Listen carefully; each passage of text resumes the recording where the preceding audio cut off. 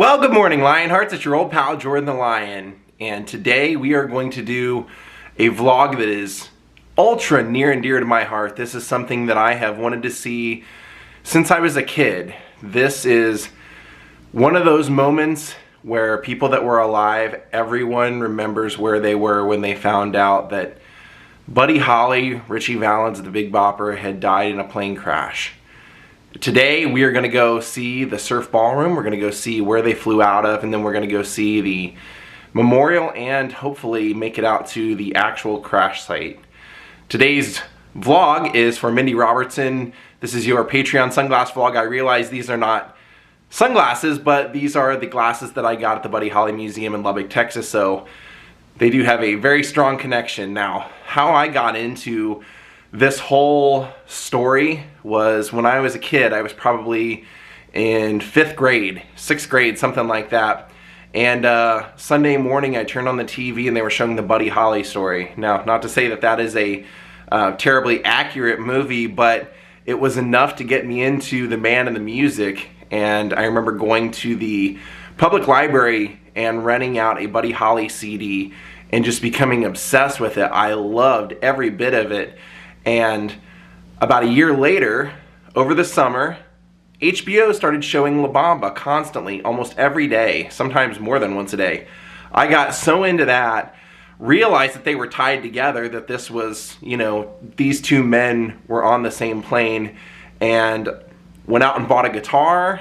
The very first songbook that I got was Buddy Holly songbook to learn the songs, and I've been a fan ever since. So now, also, I'm a huge Waylon Jennings fan, and Waylon Jennings is tied into this. So let's stop talking. Let's go out to the Surf Ballroom and let's see where the events of that last day transpired. Let's go pay homage to the great men that helped start rock and roll and that died way too young. Daze with Jordan the Lion begins now. Weather conditions quite like today that they were dealing with.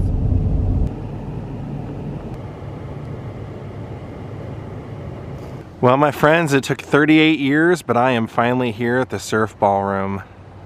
And here the music has lived on ever since. Now, what was going on here was the winter dance party. This was crisscrossing the Midwest. It was basically the last tour of the year, and Buddy wanted to get out on the road, make a little bit of money, and the Crickets didn't really want to go, so the other band members said, Buddy, we're not going to go. So Buddy had to put together a makeshift band, including an artist he had started working with and producing, Waylon Jennings. He told Waylon to learn the bass. You're going on tour with me. You got 2 weeks. Waylon said, I'd never played bass before in my life, but once I realized it was just guitar minus 2 strings, I was in business. Over here in the corner, they have a little memorial for those who passed that day. You can see it says Ritchie Valens, Buddy Holly, J.P. Richardson, the Big Bopper, in memory of rock and roll legends. Then it says Pilot Roger Peterson. The above legends played their last concert at the Surf Ballroom, Clear Lake, Iowa on February 2nd, 1959. Their earthly life tragically ended in a plane crash 5.2 miles northwest of the Mason City Airport on February 3rd, 1959. And over on this side you can see they have a plaque stating that it's a National Register of Historic Places site. And here, those original entry doors, the original ticket booth where some 1,500 odd fans would have seen them all perform that night. Dion, Buddy Holly and the Crickets, J.P. Richardson, the Big Bopper, Ritchie Valens. And it would have been the last night for 3 of those men. So let's go on in the way a fan would have that night. Wow, I can't believe I'm in the Surf Ballroom. Here, as soon as you walk in, you have some photos from that night. Over here on the wall, you have a plaque for the Surf Ballroom and museum. It says, there are few buildings in existence today that represent a complete shift in our musical history as the last concert venue for Buddy Holly, Ritchie Valens, and the Big Bopper. The surf is the bedrock of where the sound and attitude of rock and roll forever changed. And here you can see Buddy and the Crickets, and over to the left is Waylon Jennings. And then here they have a remembrance of the winter dance party, and you've got signatures underneath all the photos of those men who passed. You can see Ritchie Valens right here, Buddy Holly, and the Big Bopper.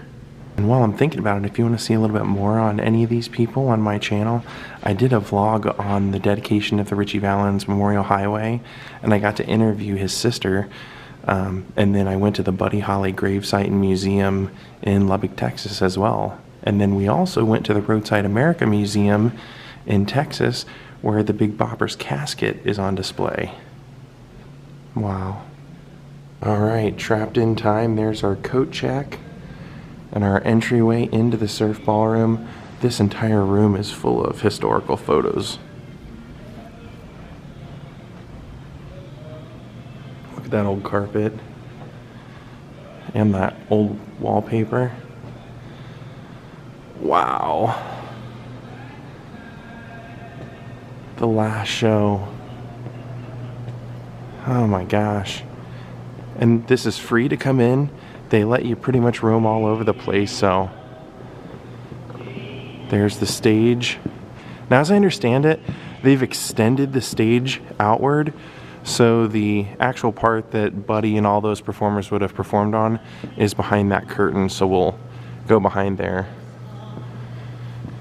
And this is the view that they would have had performing that night. Now as we go towards the back, if you look above, they've put pictures of all three men with their hit song on there as well. So Ritchie says La Bamba, Buddy says Oh Boy, and the Big Bopper says Hello Baby. Look at these original booths.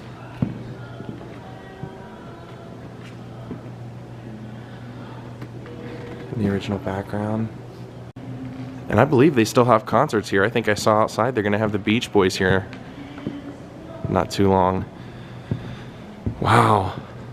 Just think of the music reverberating off these walls and off this ceiling and off these hardwood floors that night. Wow. Now let's go get on the stage and look around. Let me tell you some stories. Very cool setup. That room over there we're going to go into, that's the famous room, and that's the famous, actually this is the doorway. This is the coin flip doorway right here. As you may know, Buddy Holly had decided to charter a flight that night, and he wanted to fly his band members. So he was going to fly Tommy Allsup and Waylon Jennings, and the bus that they were taking for this tour was an old converted school bus. The seats were pretty small and the heater barely ever worked. So a lot of people on the bus were like starting fires in the aisleways just to keep warm, and the Big Bopper was fighting off a flu, and so was Ritchie Valens. So Ritchie Valens was in really bad shape and asked Tommy if he could have his seat on the plane. So they decided to flip a coin right here in this doorway. It landed on heads. Ritchie won, and he got the seat on the plane. And so that night, the Big Bopper was feeling sick and asked Waylon Jennings if he could have his seat on the plane, and Waylon said, well, I don't mind if Buddy doesn't mind. And that actually reminds me, before we go on the stage and go backstage, there's something I want to show you closer to where we walked in. This is the famous payphone booth. If you're wondering why is it famous, it's because long before there were ever cell phones, there were payphones. And as you can see, there's a note above here that says this payphone was used by Buddy Holly to call his wife Maria Elena in New York, and by Ritchie Valens to call his manager Bob Keane in Los Angeles the evening of February 2nd, 1959. Yeah. So Ritchie had called Bob and was telling him how miserable the bus was and how sick he was, and Bob was saying, well, if it's that bad, just leave the tour. We'll just cancel. You know, we'll just take off. And Ritchie didn't want to cancel. And when Buddy called, he didn't tell Maria and Elena that he had chartered a plane. See, she had apparently had dreams, or I guess you would say nightmares, of something bad happening to Buddy, and he didn't want to worry her. So you can imagine how shocked she was when she got the call finding out that Buddy had passed in an airplane. She had no idea he was even flying. Look at that. That phone. Alright, back into the ballroom. Let's go up on stage. So even though the stage is extended here, this is what their view would have been looking out at all those people. Now, let's go behind the curtain, and this is the actual stage where Buddy and Richie and the Big Bopper would have all performed, and you can even see they have the winter dance party. They do an annual one, so they still have that up. Look at that. That's the stage. Now, you know, a lot of people say, what would life have been like? What would music have been like without this happening? How many people were inspired by this? Of course, Don McLean did American Pie based off of this. But they also say, what happens, you know, what would it have been like had those men survived? What kind of music would they have made? But you also have to ask yourself, if they wouldn't have had the coin toss, if the Big Bopper wouldn't have, Waylon Jennings wouldn't have been here, and a whole genre of country music, the entire outlaw movement, would have never happened. Kind of weird to think about how history plays out sometimes. Now, Waylon Jennings said that this is the only night of the entire tour that he remembers is playing this ballroom, and he said that he never looked at the crash site photos for 15 years, and then he was in his home one day looking through a book and accidentally stumbled upon it. But he said that his vivid memories of that night were coming through this doorway. He said, I remember the stairwell going up to the stage, and I was down here with Buddy, and he said Buddy had his chair leaned up right beside that stairwell, and I remember him telling me to go get us some hot dogs. So I went up the stairs and went and got us some hot dogs, and when I came back down, he had found out that I had told JP that he could have my seat on the plane, and he was leaning up against here joking with me saying, "Oh, you too afraid to ride on the plane with me, are you?" And he said, "Well, I hope your old bus freezes up on you, Waylon." And Waylon said, "Well, buddy, I hope your old plane crashes." And they laughed, and they went on to perform their night, and unfortunately, you know what happened. Waylon Jennings said he lived with that every day, never stopped thinking that maybe in some way him saying that caused that to happen. He said he thought about that every day for probably 10 years, and then said for the rest of his life there wasn't a week that went by that he didn't think about each one of those men.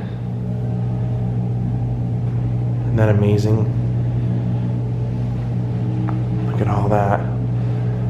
All of the remembrances people have left. It says the crickets. Here somebody did a painting of Richie Valens. That's wonderful. Then a drawing of Buddy. And the Rolling Stones, yeah, they used to play Not Fade Away constantly, as well as the Grateful Dead used to always and sometimes still closes their shows with Not Fade Away.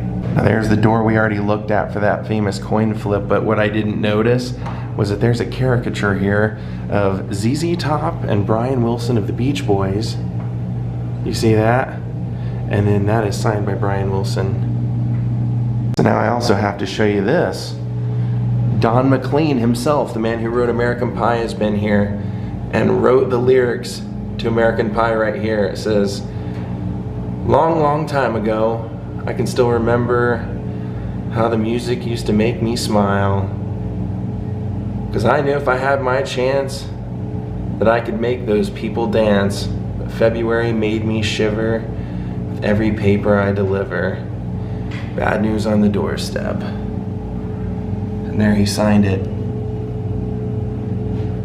Now Waylon Jennings said that as long as he lived, he never learned more from anyone about the music business than he did from Buddy Holly. He said Buddy taught him early on and on this tour how important it was to stick to your guns, not let someone else tamper with your music, and not to let them screw with your vision, because he said Buddy told him, don't let some producer think that it's his song, it's your song. And like Waylon said, Buddy got a dose of Nashville early where they didn't want to let you make it your way. They wanted to have a country or bluegrass band behind you, and the same thing happened to Waylon. So he said that's why he stuck to his guns so strongly, and eventually that's what led to his greatest success. So they ask fans not to sign this wall. This is just for the bands and people that have performed here, and you notice at the very top it says The Temptations.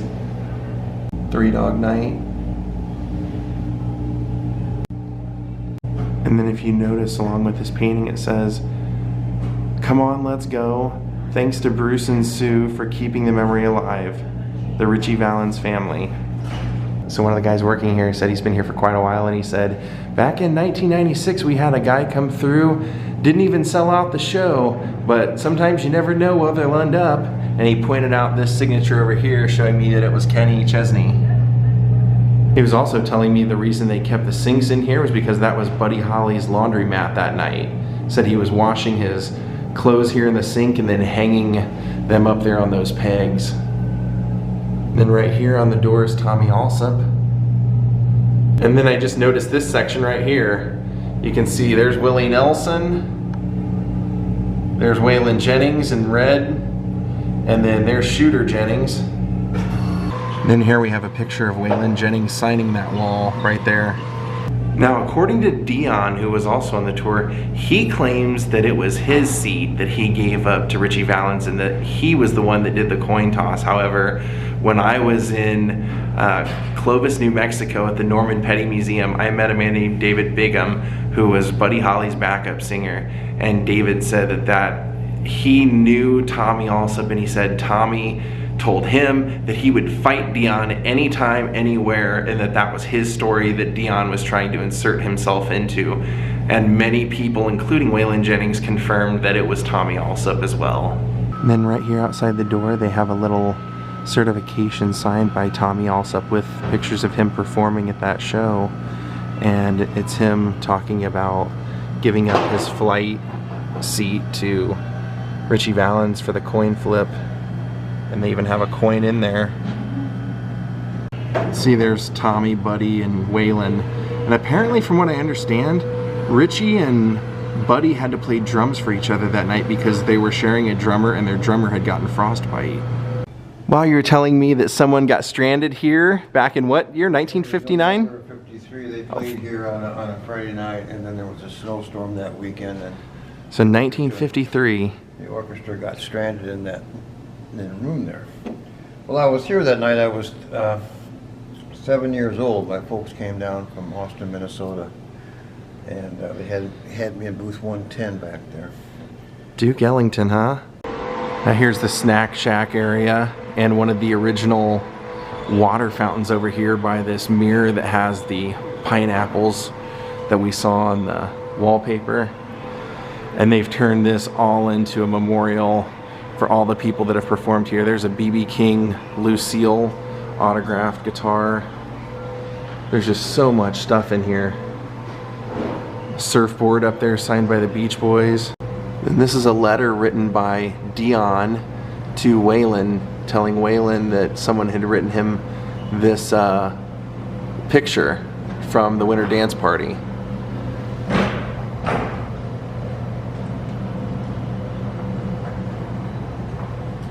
And as you can see, that is a headset from the airplane crash.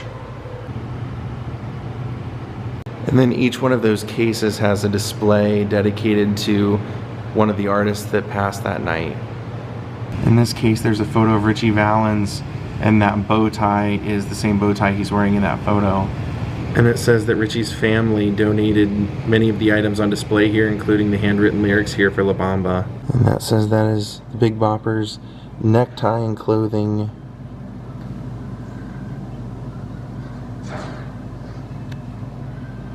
And this briefcase was J.P. Richardson, the Big Boppers, as well as his composition books with lyrics he was working on for songs in here.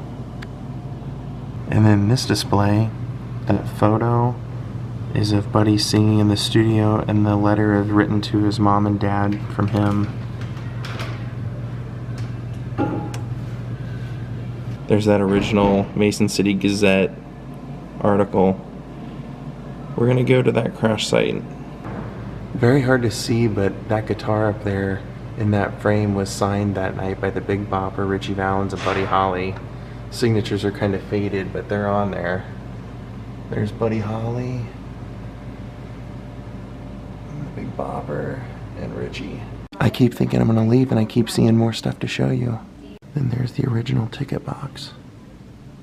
So after the show, the three artists piled into a station wagon and were driven to the Mason City Airport at about 12:30 a.m. on February 3rd. So let's head over there.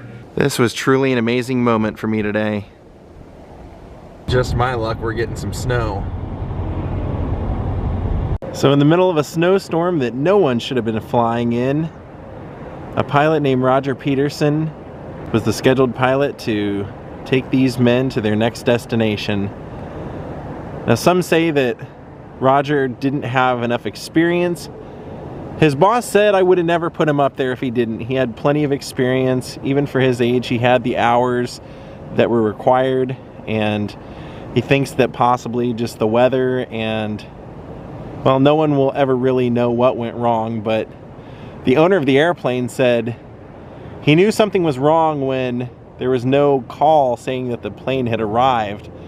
So he went up in his plane, started looking around, and he saw the crash site down below. Right up here's where they would have been dropped off.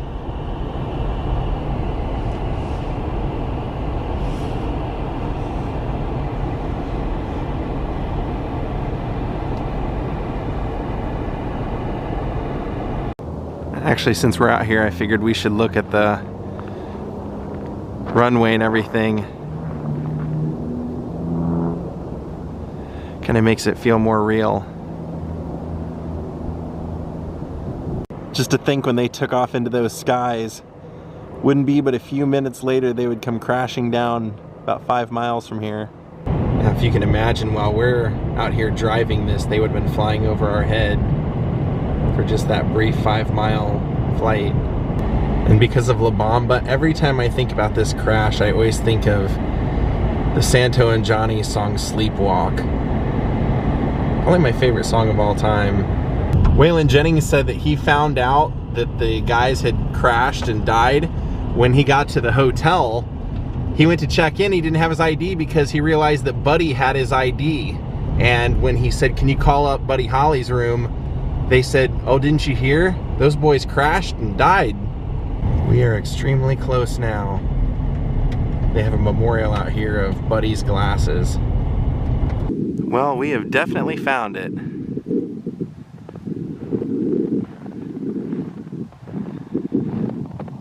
About a half mile beyond those glasses is where the actual site crash was. Now I believe the house over here is the Jewell farm. And I believe Elsie Jewell was the one that said that she heard the plane flying overhead, thought it sounded a little low and was getting worried that it was going to crash into her house. But it actually ended up crashing a little beyond out there. So clearly the weather conditions are not ideal for hiking a half mile out into this cornfield, but we're going to do it anyway because that's what we do. So let's go. And my assumption is that since there's an actual memorial out here that people come visit, that the farmer that owns this land is pretty cool about people coming out here. It's so weird to see that fence line for me. I've seen that photo so many freaking times. People often ask me what my favorite vlog is that I've ever done. I don't know that I have one in particular, but this is amongst the top 5. Another odd piece of trivia is that it wasn't until quite a while after the crash and everything that the farmer that owned this land was out farming and found Buddy's glasses out here from the crash. Those are now at the Buddy Holly Museum in Lubbock, Texas. All right, I see it right over here. Those lights are a giveaway. We may have to dig some of this memorial out. It's buried in snow. That's all right, I don't mind.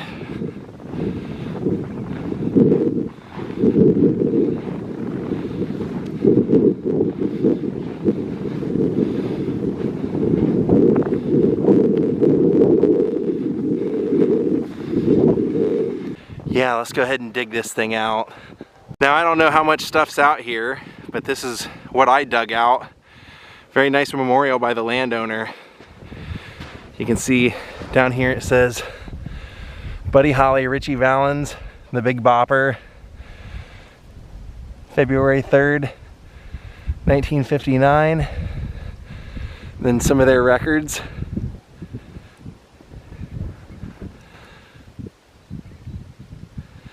And then right over here is a memorial to the pilot, not to be forgotten, Roger Peterson. Mindy, I put your glasses here for a moment. So right there's where the plane crashed, and Buddy Holly and Richie Valens. Buddy was right around here, Richie was over here, and then on the other side of the fence was where they found the Big Bopper. The day the music died.